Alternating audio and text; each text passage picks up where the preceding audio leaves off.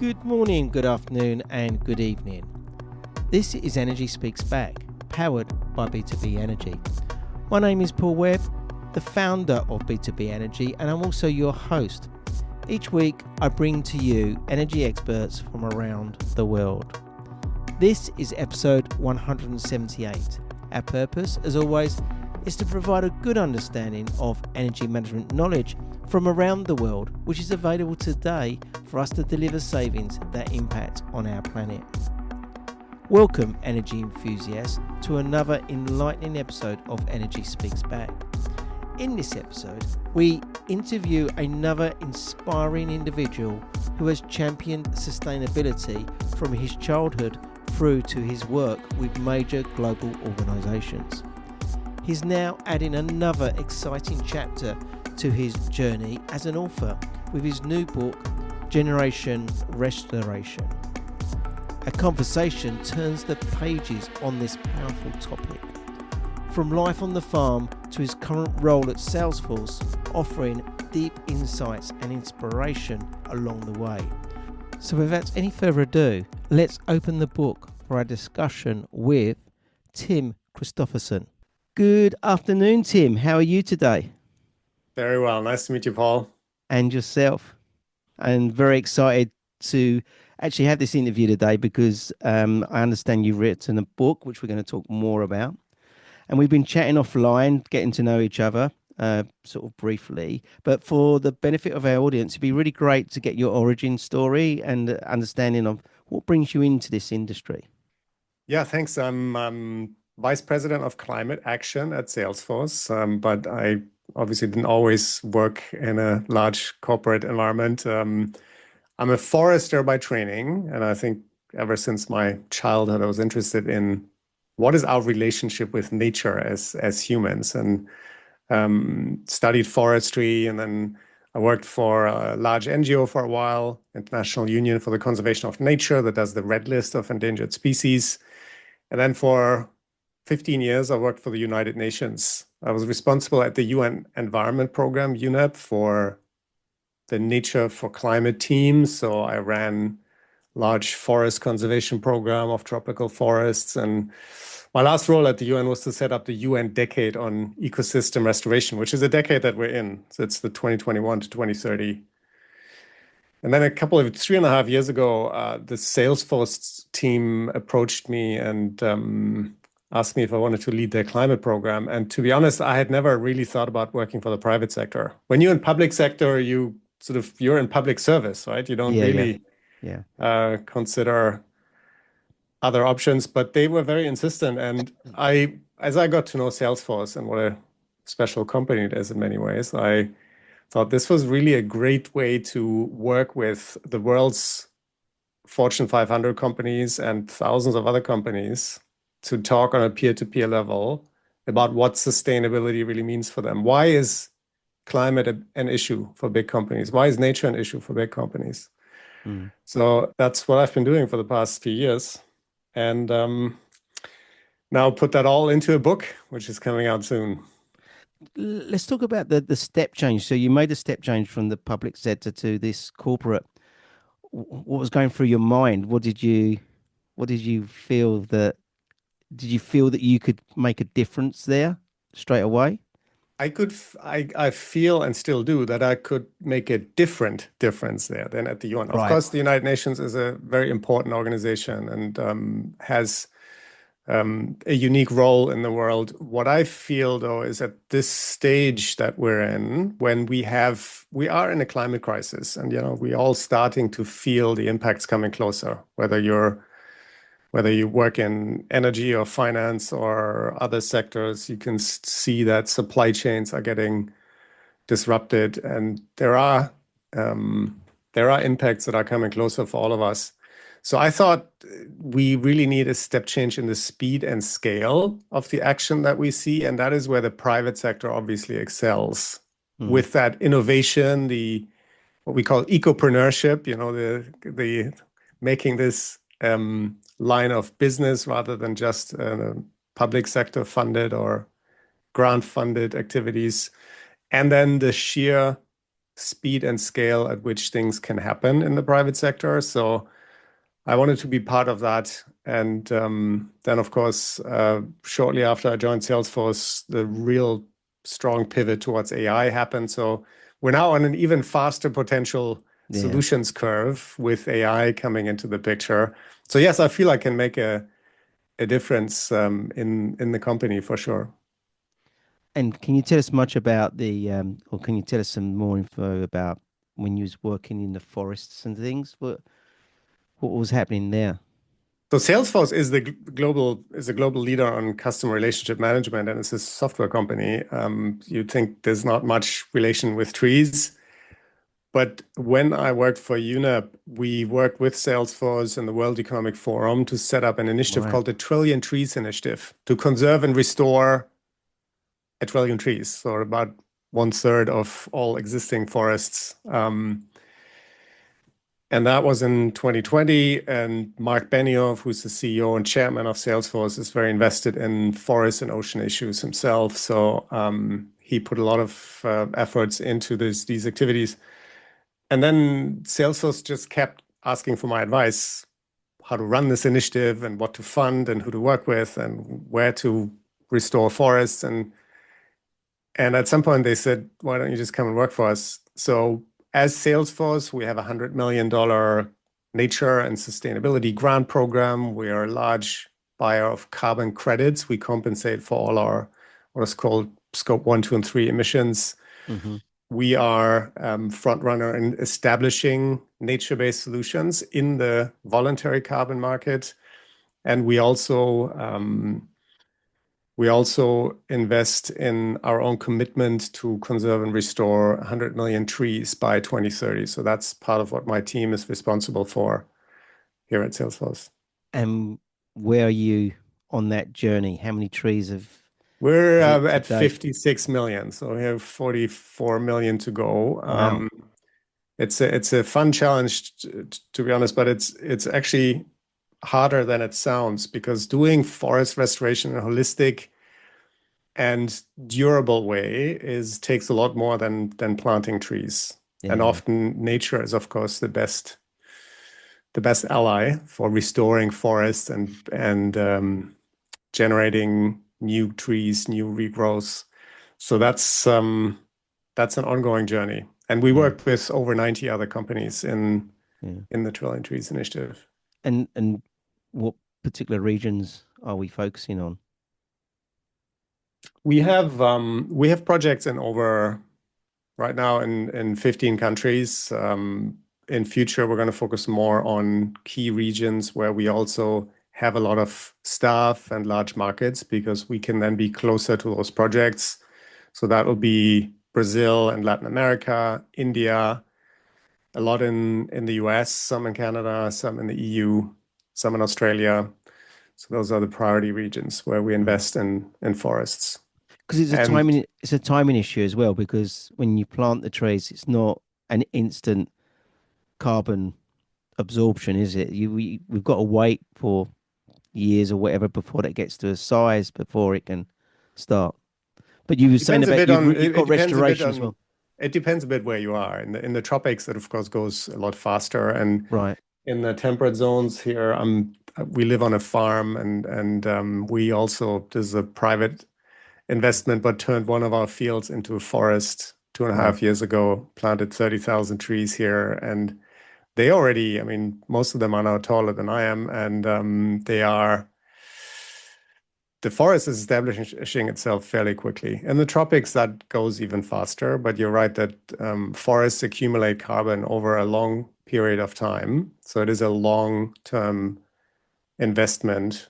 One thing we focus on at Salesforce as well is to locate where we have water dependencies as a company, either because we have large offices there or because we have data center dependencies. As you know, data centers Yeah. consume a lot of energy, but also a lot of water if they're still water cooled. And we invest in areas where we need to replenish watersheds and increase the resilience of those forest watersheds. Yeah. That actually includes London, which even is a water-stressed area. Yeah. One wouldn't think that, but No, we do know you've yeah, got issues around there. Yeah. yeah. Interesting. You've answered one of my questions because I was going to say, do you ever get the shovel out and dig and plant your own trees? Which I'm sure the ones in your land on your land you have done. You've contributed to that, yeah. Oh, fortunately, the 30,000 trees were planted by a huge tractor. That was Right, it actually only took them 2 days to plant 30,000 right, trees. There are two right. people sitting at the back of the tractor. They had all the seedlings in a Yeah, large yeah, bags, and then they with 26 different species. So luckily, I didn't have to do that with a shovel, but I've planted maybe 50 fruit trees, different fruit trees around the farm, and yeah, that's a lot of fun. So yeah. anybody who has not planted the tree themselves, you should definitely try to do that somewhere. I It's very I've gratifying. planted 7 mango trees in my garden in Thailand, so Oh, I know beautiful. what I it's was going to like. say, hopefully not in the UK. That's No, they it'd be wouldn't a do waste too of well there. time. They won't do much. And I'm looking to buy some land in Thailand to plant some trees. So maybe when I get my land, I'll come and talk to you, and we can do Absolutely, something together. absolutely. Would love to. Yeah, and we can read our books under the shade. Then, can't we? That'd be a good That would be idea. very nice. Yes. Um, tell us. We talked about this earlier offline about your accent. Tell us about your personal journey, where you've lived and sort of the sights you've seen, basically. I grew up in northern Germany in a small rural area, and there's not really much to do other than be out in nature. So I spent a lot of time fishing and camping and being in the forest. And my grandfather was a forester and took me for long walks through the forest. And when I was very young, I sort of perceived nature in a very different way than as an adult in terms of more feeling what the energy level in an ecosystem is, if you want. If it's resilient and very vibrant and alive. And then later, when I studied forestry, you tend to see nature more through a lens of metrics and the scientific names of plants and how much money you could get for a standing volume of timber. So I looked at nature very differently. But this relationship with nature and the sense of place that we all can have. That is really what I'm trying to pursue now again, to get that connection back that I had as a child, feeling with nature. And that is, of course, very widespread in indigenous communities around the world, this Hmm. sense of place and belonging to the land. But I've moved around the world with my family. We lived in Kenya, in Nairobi, the last 10 years, at the UNEP headquarters. We lived in Canada for 5 years and Brussels for 5 years. So, and now we live in central Denmark. So we've been to different places, but what has always been the guiding principle for us is to ensure we're on a journey towards a deeper relationship with nature. Right. And that's what my book is about. So it blends sort of my professional experience and how to invest in nature and what to do to save the climate, and at the same time halt biodiversity loss. And it blends that with my personal experience and our experience now of restoring the farm, which is an ongoing adventure. And you mentioned children earlier as well. We was joking about the internet speeds and things. Are they following the same path so that are they manage to sort of overlap into this as well? So our daughter is 13 and our son is 17. And when we moved from Kenya to back to Europe, which, as you know, is sometimes cold and gray, they weren't very happy at that time, but they're more reconciled with it now because, of course, there are some advantages we take for granted in the so-called developed world. For example, functioning governance and functioning institutions, and these are very precious achievements of civilization that don't exist in all parts of the world. So we have Mm. to really be aware of that and cherish that and maintain that. They follow in the same footpath in the sense that they've both reviewed and edited the book, and they've been very helpful in giving me Fantastic. feedback. So I'd like to think that that it's been a bit of a co-creation with my family. That's fantastic. A family approach. Did they stamp their mark on the book in some way? Yeah, they did. For example, one of the stories in the book I relate is that my daughter, this was a few years ago, and she came to me one day and said she was so shocked about what humans were doing to the planet, and that she thought humans were a disease on the planet, Wow. literally, right? So, and this That's is a strong actually word. That's the a strong strong word. word. You know, Yeah. we were ruining this place. And I thought about that a lot and then have spoken with her a lot of times since then that I think this is, of course, humans can damage nature and the natural environment, but we can also heal it and repair it and build a Yeah. new relationship. Yeah. In a sense, we are ecosystem engineers, just like elephants, which you mentioned earlier when we spoke, Yeah. and other uh, ecosystem engineers that can shape an entire landscape, an entire seascape. We've just forgotten that we have that benign and that healing and guardian, the gardening ability, if you want, to really Yeah. shape nature in a way that is mutually beneficial. So I've had many talks with her since then. I think she's come around to the view that we can also do good if we really want to. It's one of the reasons why I wrote the book, because I think when there's a lot of eco anxiety these days with young people when they look at climate change and what is happening, and they don't really know how to tackle that and what to do. Mm. So I wanted to write a really optimistic book that gives us clear guideline what we can do and how to change our relationship with nature, how to make peace with nature, if you want. Yeah.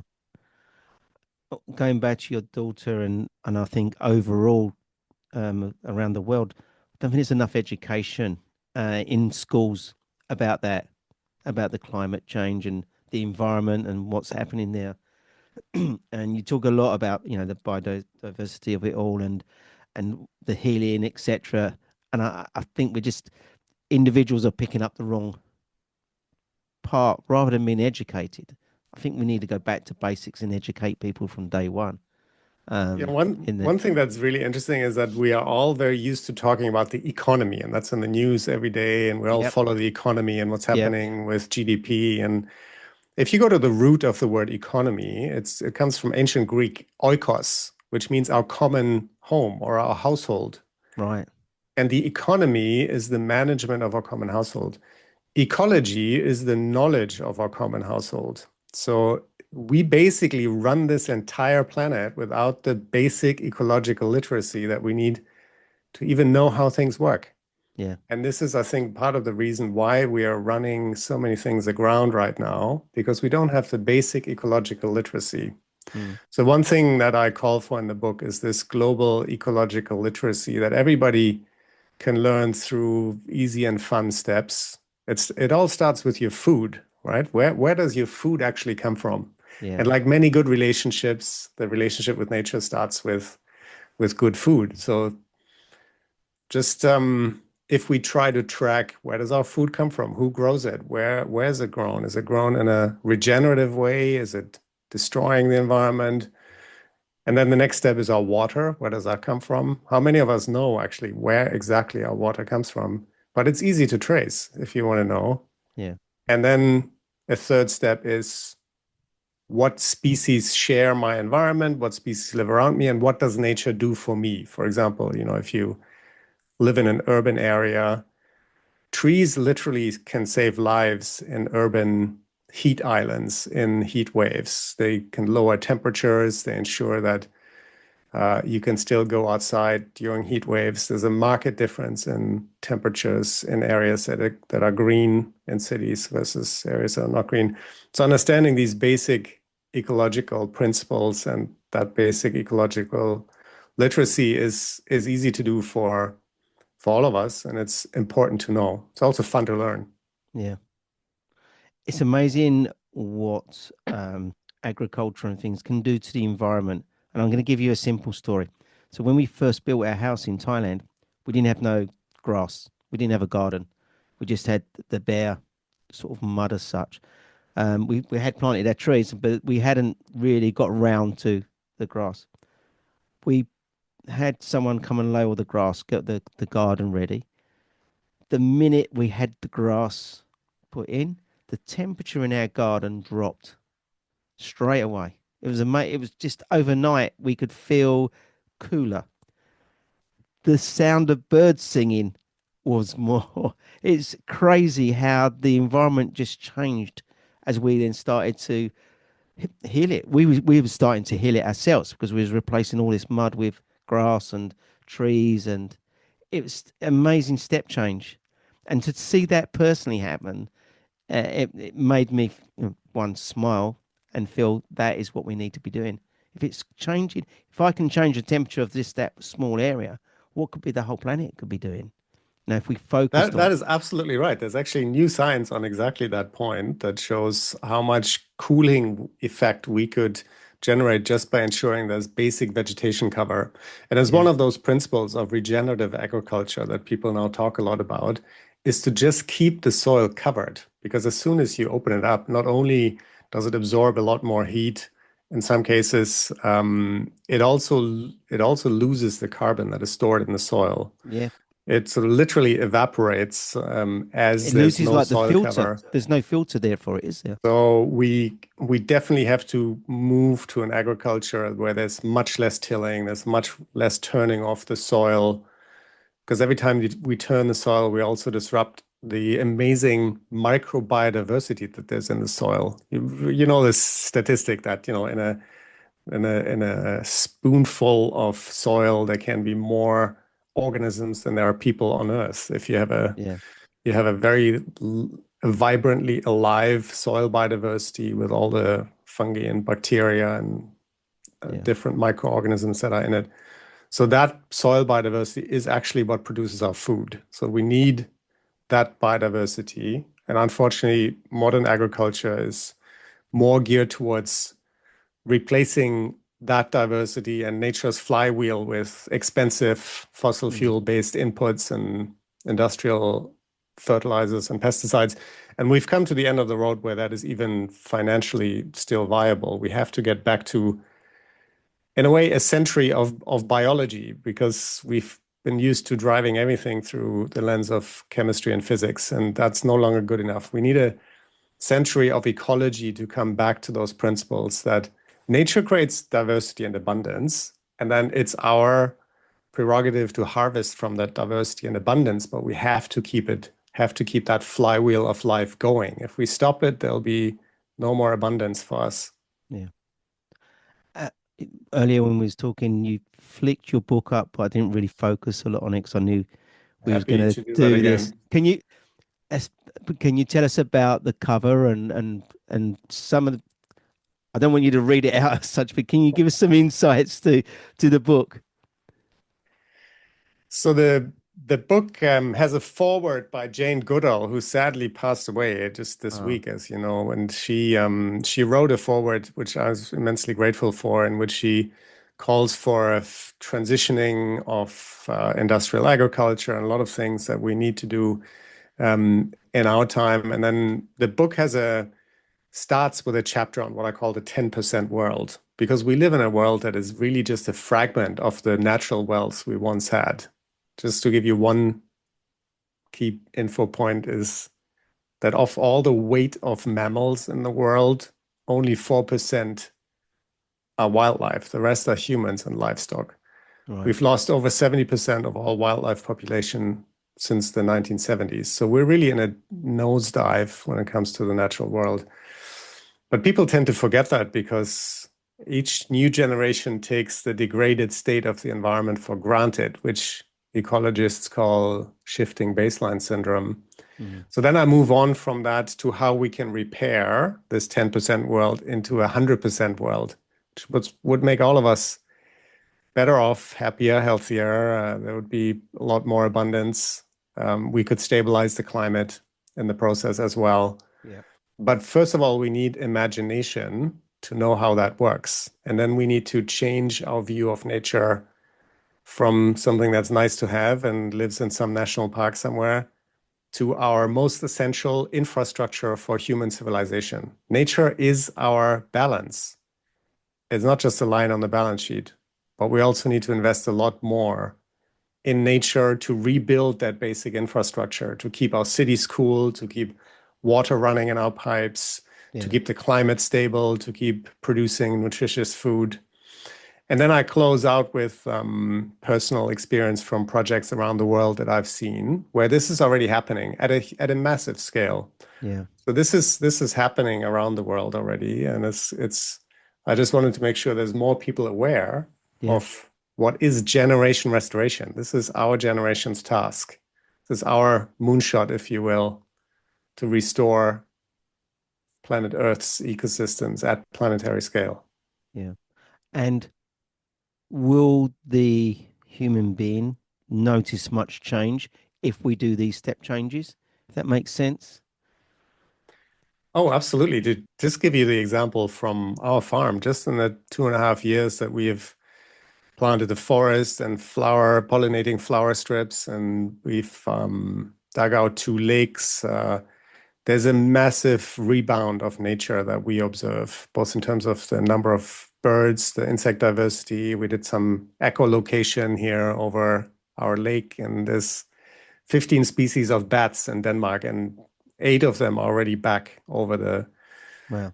over our field now, which weren't there before when it was a monoculture. So how quickly nature bounces back is astounding. I think we would all really very fast realize the increased abundance that we can get back, and that would, of course, make us happier because it's just so nice to be in nature. But it would also secure our food supply, it would secure clean water, it would Mm. secure energy in many countries where hydropower is the predominant form of energy or biomass. So it is important for all aspects of life, but we tend to think about nature as some afterthought of, take nature for granted because nature's always been there. Yeah. And now we have come to the point where we've overdrawn our natural capital bank account. So our checks are starting to bounce. And when that happens, you have to take some pretty drastic measures Yeah. if you don't want to go bankrupt. And this Yeah. is where we're at now. And we need to make those decisions now, right this minute, don't we? We have to, but the good news is that this is imminently feasible, and it's also not even that expensive if you compare it to round about $1 trillion per year, which would be so the minimum investment back into nature. That's about 1% of uh, GDP of global economic output. So that is a very small amount, and private investments in nature are already increasing every year. They've gone up 11-fold in the last 4 years to over 100 billion per year. There are Mm. now more and more nature-based solution investment funds that invest money in this new asset class called nature, which is of course not a new asset class, really. It's nature is, when you look around you, most of the things you see where bricks or wood or even steel or cement, everything comes from nature. All the food we eat comes from nature. So it's not a new asset class as such, but investing in restoring nature, regenerative agriculture, these are new asset classes, carbon credits that can come from nature. Yeah. So we've seen a lot of influx of money into those emerging industries and sectors. You talk about the cost of doing this, but then the cost to not do this is far much more, isn't it? Oh, The cost to do nothing by is orders outweighs of so. magnitude more. You just ask anybody who works in the insurance industry. Exactly. In the US, for example, in the 1980s, there were about three what's called $1 billion events, Yeah. payout events of over $1 billion due to extreme weather. Yeah. And just in the early 2020s, we've had over 20 of such events. Yeah. So that's $20 billion or more because the minimum, these are $1 billion events. Sometimes they're multiple $1 billion event payouts. Mm. These are all costs we pay because the insurance companies just increase their premiums. So Exactly. we all already pay a lot Ultimately, we're going more. to be paying for that long term We as well. already pay a lot more than this would Yeah. cost. Yeah. I live on Canvey Island. It's renowned. So whenever you see a documentary about climate change, Canvey Island is the first place in the UK that goes underwater because it's below sea level, and they say that the sea level's rising. In the 50s, we had a flood because it's reclaimed land. We had a flood in the 50s, but in the last 5 years, it's flooded twice because of a problem, you know. But it's still flooded twice. That's twice more than what it did in the 50s, if that makes sense. Yeah, No you one know, they used died, to call but it's still these a problem. they used to call these extreme weather events a century flood or a century storm, and then it happened again 2 years later. And what do you Yeah, then call that? this is exactly. So I don't think anybody actually doubts that the climate is changing because we all can see it. There's still people who discuss how much of it is human caused, but Yeah. that in a sense is also relevant because we know what we can do about it, and there are solutions, Mm. including investing more in nature, also for adaptation, investing more in nature for mitigating climate change, which are both cost effective and have so many multiple benefits. So in the book, I point out where and how to invest that kind of money, what we could do, how many jobs it would generate. This is Mm. also a huge employment sector, especially in rural areas. Significant. People transitioning into the industry as well. So, It's and it's a very gratifying job, to be honest, if mm. you can contribute to restoring a watershed or a peatland or a mountain area. You can rewild industrially managed farms, like in the Nep estate in the UK. The UK actually has a lot of good examples that are emerging now for restoration or rewilding, as it's called in some cases. Mm. So there is a lot happening, and I think the book, the title I chose because it's also the hashtag of the UN Decade on Ecosystem Restoration. So if you go on Instagram, there's about 140,000 posts on generation restoration already, because there's so much happening. And we wanted, when we designed the UN Decade I was at the UN, we wanted to make sure we can make visible how everybody can contribute to something at the UN level, which sounds, very abstract to many, but that hashtag enables us to trace all the things that are happening across restoration in the world. And it's really encouraging how much is already happening. So I'm convinced that there's a movement underfoot that is really, really powerful and positive, and that has its origins in our realization that we are part of nature. Humans are Yeah. part of nature. And because we realize that, of course, we also come to nature's defense now, and we will help to restore nature. Yeah. I always call it a three-pronged approach. So my background, my way of giving back, I reduce energy, which reduces carbon. Yeah. So energy management is one of the prongs that we need to be using. We need to be driving down people's waste of energy. Then we need to be introducing renewables, again, to drive down the carbon reduction as such from generation of that energy.